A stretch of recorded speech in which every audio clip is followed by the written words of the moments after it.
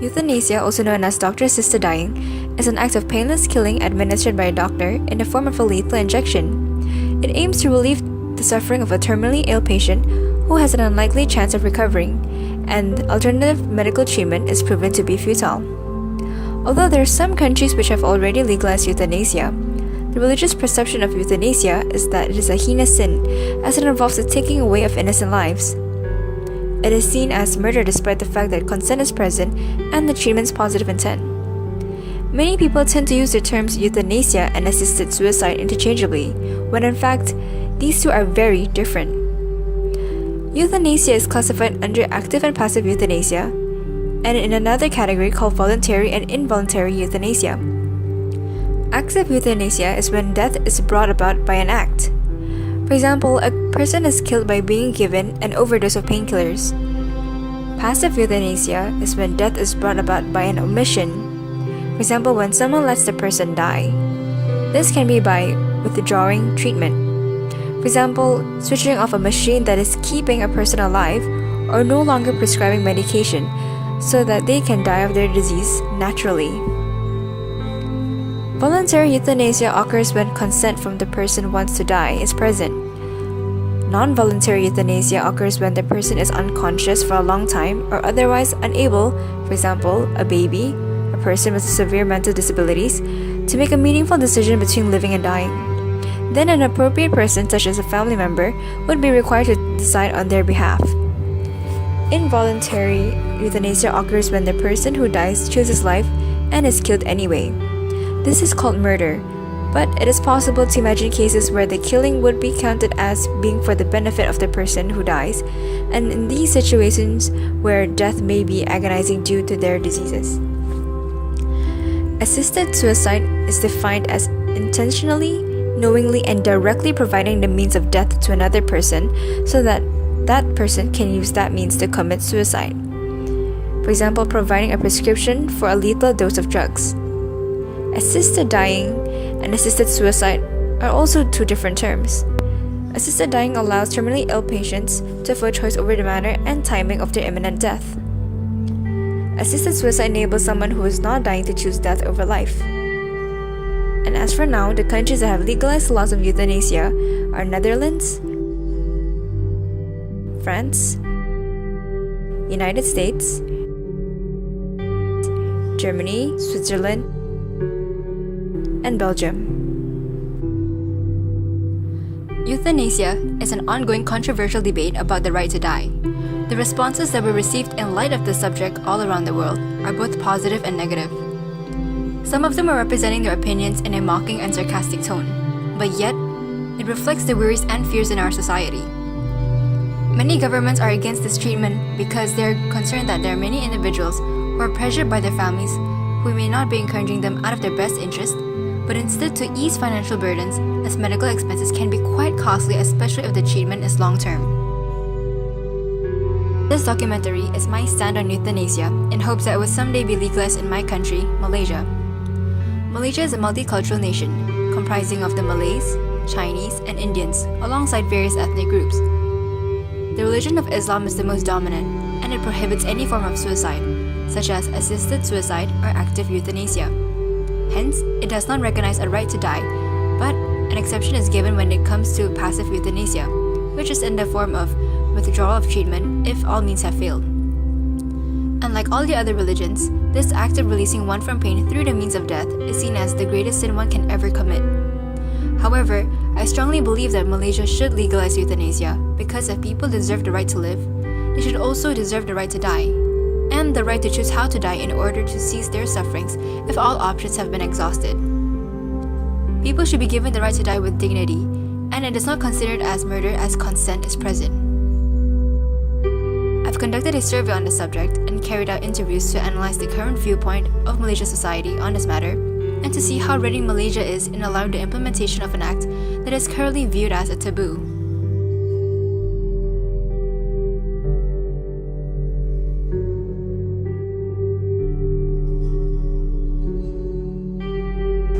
I don't believe in taking a life, so I am against euthanasia. That euthanasia is, God gives life, so in says that as a human being, you shouldn't be able to take your own life at any point. When they should die, but I still feel that life is precious. You only have probably once, so you shouldn't take it too lightly. Live life to the fullest. Facing death, no cure, stuff like that. I do understand the pain, but I still feel in there that you should not be able. You shouldn't be able to decide that you can take your life anytime as you want. Although the person may be bedridden, or maybe paralyzed, or maybe in a coma, but again, who should then be able to make that decision? So I still feel life is precious. I still don't believe in euthanasia.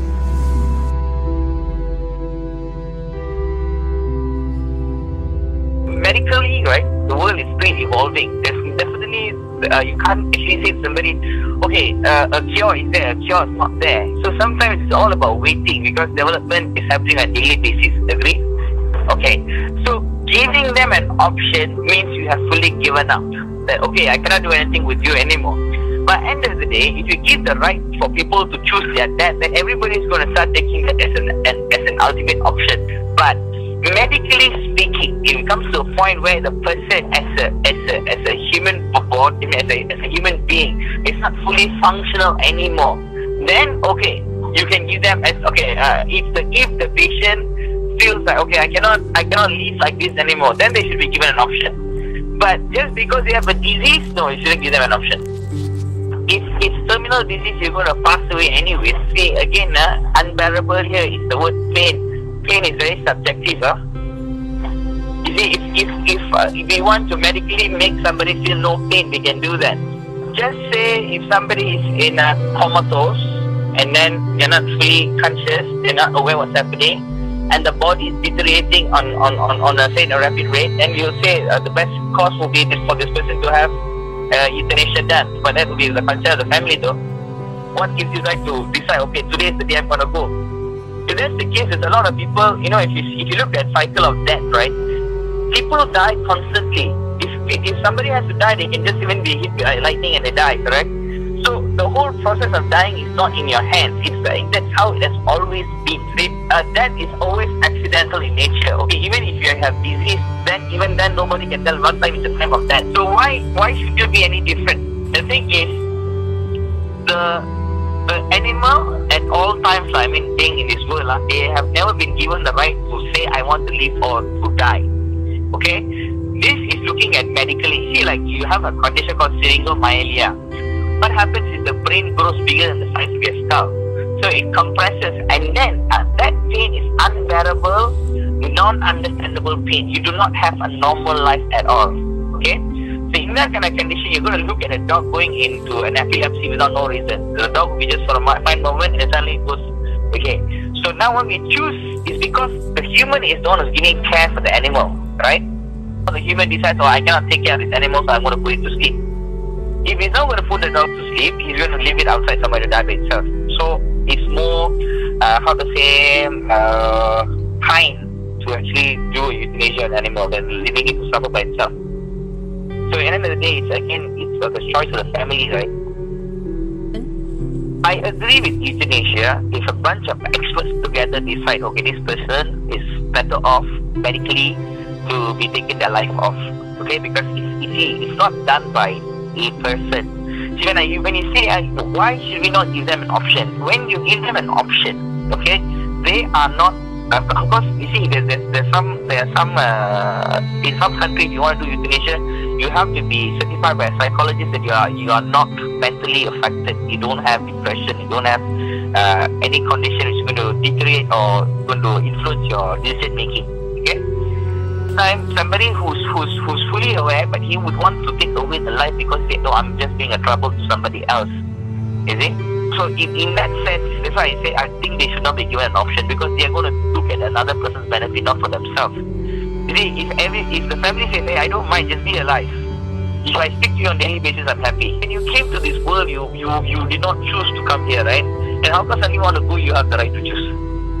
It's a natural cycle. Nobody has the right over it.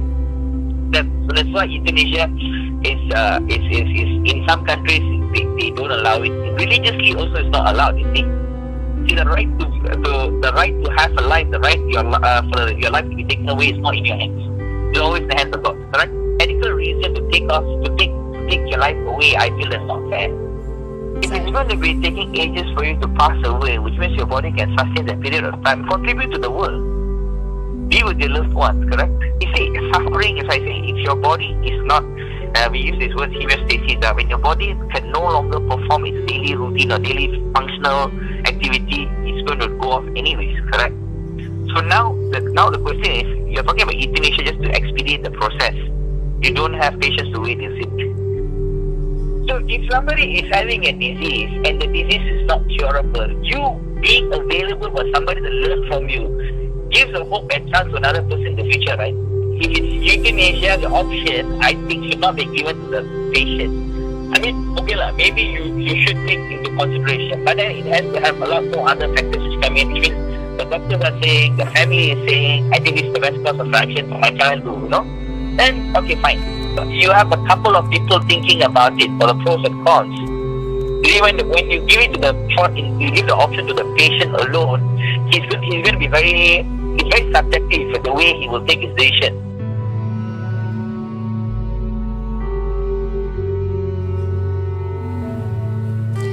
I strongly support euthanasia, even though it's frowned upon in our Asian culture due to filial piety, whereby children are expected to take care of their parents, and it's also against the religion which forbids taking away of lives. The reason being, I love my family, because if a person is afflicted with terminal illness, dementia, or a person who is physically incapacitated and require round-the-clock care 24/7, I don't think I want to put my family through the emotional, physical and financial burden of taking care of me.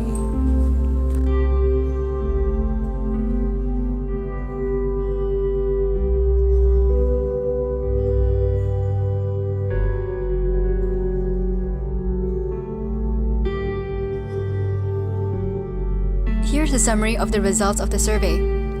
Out of 61 responses, the majority of the responders are of the age group 15 to 17-year-old. 21% came from the people who are above the age of 21, and the age group between 18 and 20 are the least. Most of the responses are in favor of euthanasia, as they are of the belief that such a decision must come from themselves solely, and the government should not dictate their human right of free will, nor do they want to be told that their rights cannot be exercised.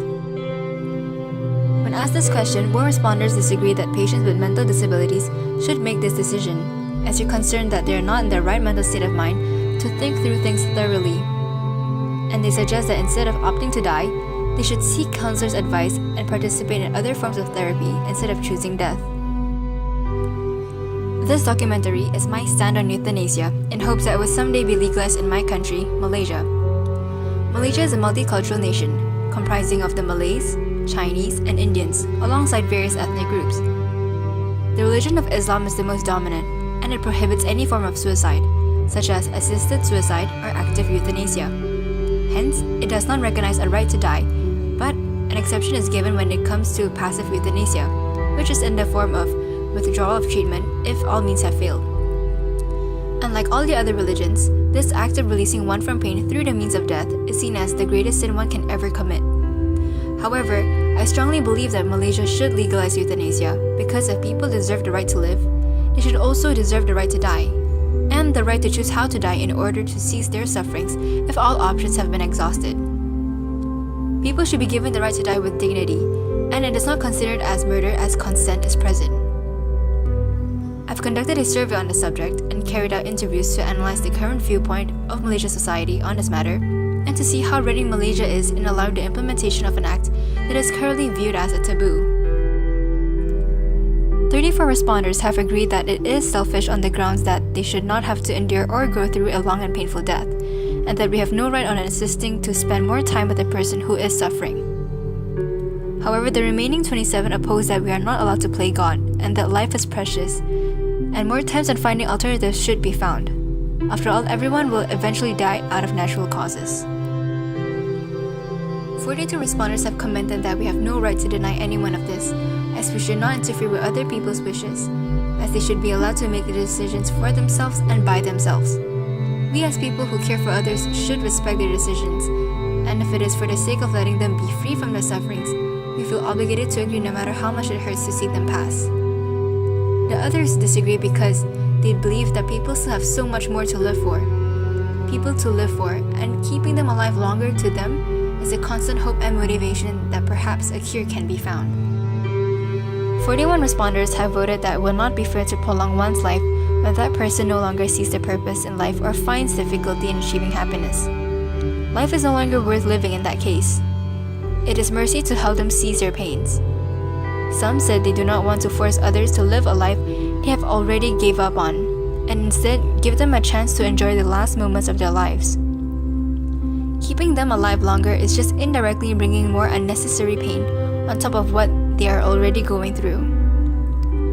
The remaining 20 votes state that the quality of life is subjective, and it depends on how the person who is suffering perceives it and how well they can cope with their sufferings. We as family members or friends should remain optimistic and hope for the better. Some implied that despite suffering physically, sometimes it is the strength of being able to see loved ones that keeps them going. In general, animals do not have a voice that projects their opinion, nor can they decide. Some would argue that the loss of life of an animal would not make as great of an impact as humans. Overall, the responders think that humans have more emotional baggage attached to them, and we view things differently from animals, which makes us treasure the idea of what it means to live and suffer, because we are able to comprehend the value of life.